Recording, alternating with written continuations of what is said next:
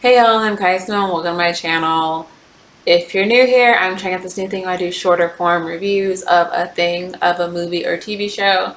Today that thing that we're going to talk about is Dune because I just watched it. I spent 2.5 hours of my life watching Dune, which an hour of it I was highly confused, and most of my time spent watching that film was spent on the Wikipedia pages of the book. If you're like me, maybe you're really concerned or maybe you're apprehensive about, do I really want to commit all that time to go seeing this film? It's a commitment and it's kind of hard to see. So if you have HBO Max, I think my first review for you off the bat would just be, if you're interested in seeing Dune, probably don't see it on HBO Max because you will give up at a point and just go to something else. Like, you will have no incentive to stay throughout it. But if you go to the theaters, you're like, okay, cool, pay for my ticket. All right, let me stay and let me actually be invested in it. And I think that's like the big difference between the two. Because I personally was kind of like on the fence of like, oh, do I want to see it in theaters? Do I just want to watch it on my like small ass screen that's super tiny and just call it a day? Ultimately, I'm glad I saw it in theaters, so that way I can go back and watch other scenes I missed or didn't really fully understand initially.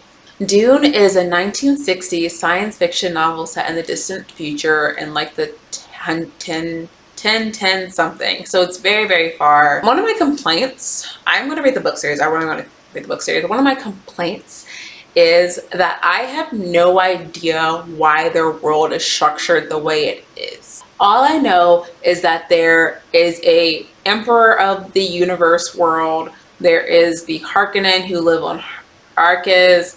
There is Paul Atreides in the House of Atreides who lives on this ocean planet of Caladan. I have no idea, but like, we're thrown into this whole plot that the Emperor shot him for is for some reason upset with the House of Atreides and wants them to fail and all die. So they send them to the Arrakis, which is a desert planet that has like these really aggressive sea worms, that has this population of freemen who are the indigenous population of this planet.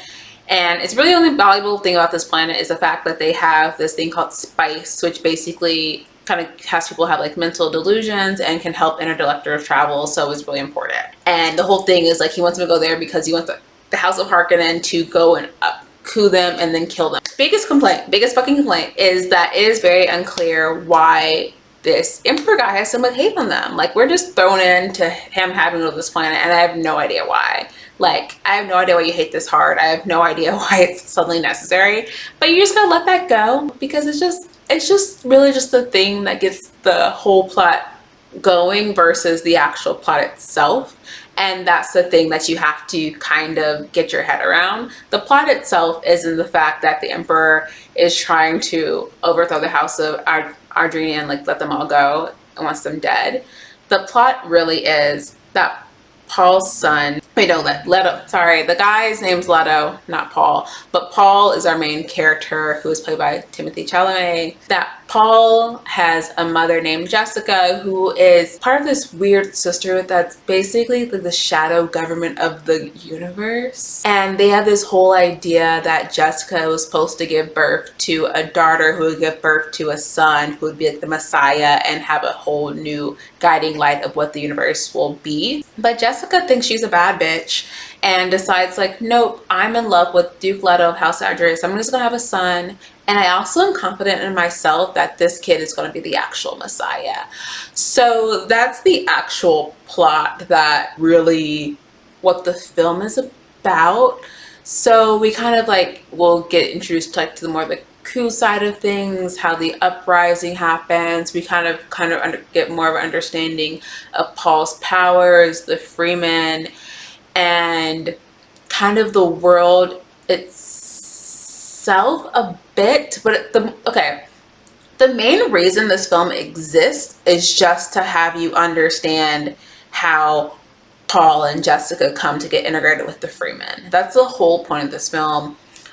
This film does not have a conclusion. I think that's really important to say. I think a lot of people thought that this was a one and done. No, this is going to be probably multiple movies. Think of a Star Wars universe. They're about like, there are books to this day that are in the Dune universe. So we could be living our whole entire lifetimes in the Dune world. So just keep that in mind. Overall, I think the film is pretty solid. I was highly confused, like I said, but the cinematography was great. Like, honestly, you should see this in a theater because it was literally magnificent. Sometimes the light shined too bright. I was like, whoa. Scenes were good. All the acting was pretty solid. Zendaya is not in the film at all, as people have mentioned. She's just flashbacks, has like maybe 5 lines, but like, that's fine. Her role is more so in the foreshadowing side of things. Like, it's more so Paul Audrey's life after the coup. Like, so that's like kind of where, I'm not going too much detail. I'm not trying to spoil the film for you, even though it's been out. Technically, it's been out for like 50 years, so it's on you to not know about Dune, but honestly, I didn't know what Dune was. I think we have a good character development. I think it sets up well on our next trajectory of where we're going, and we have a good understanding of the planet that we're on, of Arrakis. Outside of that, no idea. And if you do watch the film, like, if you are mildly political aware, it gave me such, like, is this the US government going to Iraq in the early 2000s? It just had that energy, just because, like, Arrakis is a desert planet. It was a foreign government coming to a new government, trying to integrate themselves with the people. There's a lot of prayer. The women are shielded. It just gave that more Islamic country vibes. But that's like the interesting thing about it, though, because this was written way before that happened. So it was just interesting. Yeah, no, like, I guess that was my review of it. I enjoyed it. I enjoyed it. My biggest criticism, that the film could have done a better job of setting up the world we were in and kind of like letting you know what you're getting introduced to. I think that's like the biggest downside. I shouldn't have to spend like 35 minutes of the film going through multiple Wikipedia articles, not even about the movie, about the book itself, and then going to other pages to kind of understand what's going on. Like, that's not something that should happen. But once I got the understanding that, I was like, okay, cool, this is pretty true. This is a good adaptation.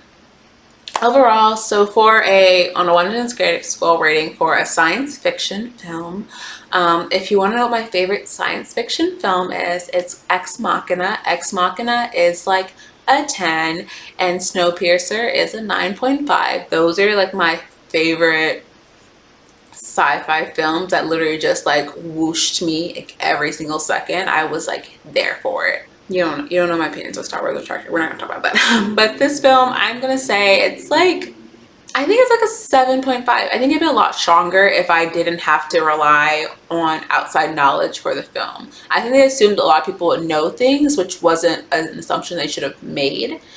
They should have gone for like, people know 0 things and overtly explaining, but they did not take that approach. I guess it was for time. I guess it was, I don't know why they chose to make that choice, because there are definitely a lot of things they could have like explained more for people to not be as confused.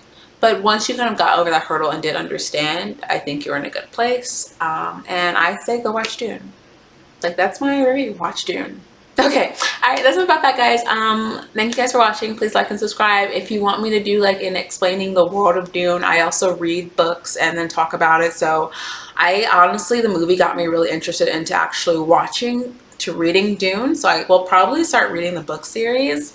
So if that's content someone of you are interested in, please let me know, and I'll kind of like talk about like what the movie missed, what was in the books, so I can kind of look where I see the world going more, and just my overall thoughts on it. Alright guys, again, bye, thank you for guys watching, and I'll see you guys next time. Peace.